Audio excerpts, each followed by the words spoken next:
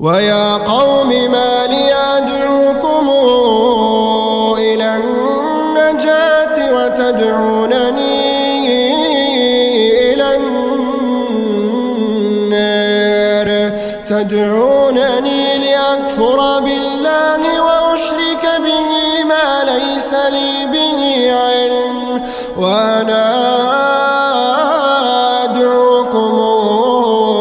إلى العزيز الغفار لا جرم أن ما تدعونني إليه ليس له دعوة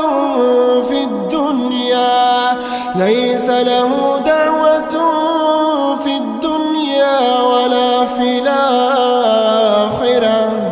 وأن مردنا إلى الله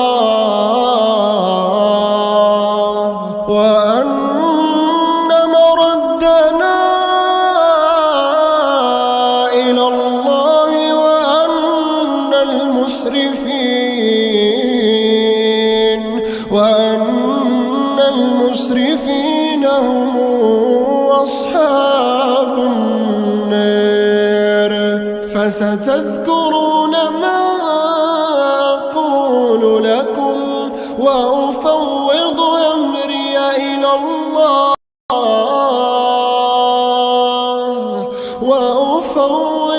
أمري إلى الله إن الله بصير بالعباد فوقاهم الله سيئات ما مكروا وحاق بآل فرعون سوء العذاب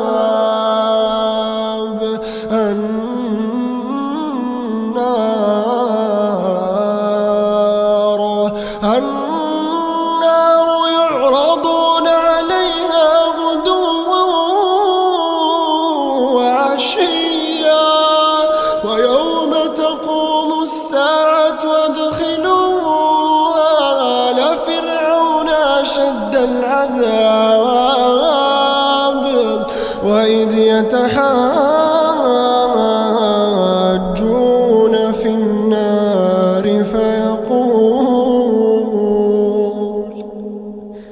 فيقول الضعفاء للذين استكبروا إنا كنا لكم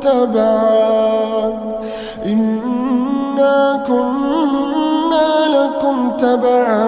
فهل أنتم مغنون عنا نصيبا من النار قال الذين استكبروا إنا كل فيها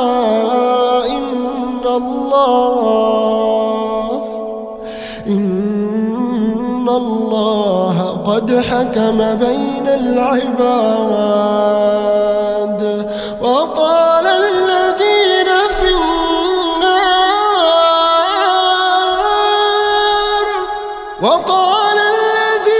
في النار لخزنة جهنم ادعوا ربكم يخفف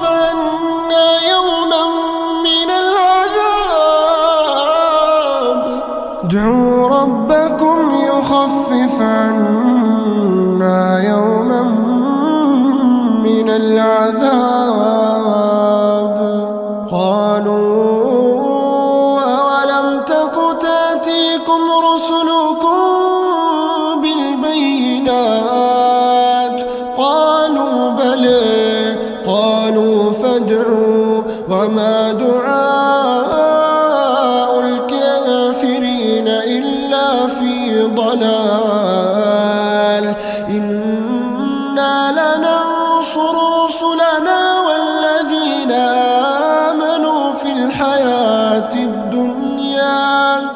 الحياة الدنيا ويوم يقوم الأشهاد يوم لا ينفع الظالمين معذرتهم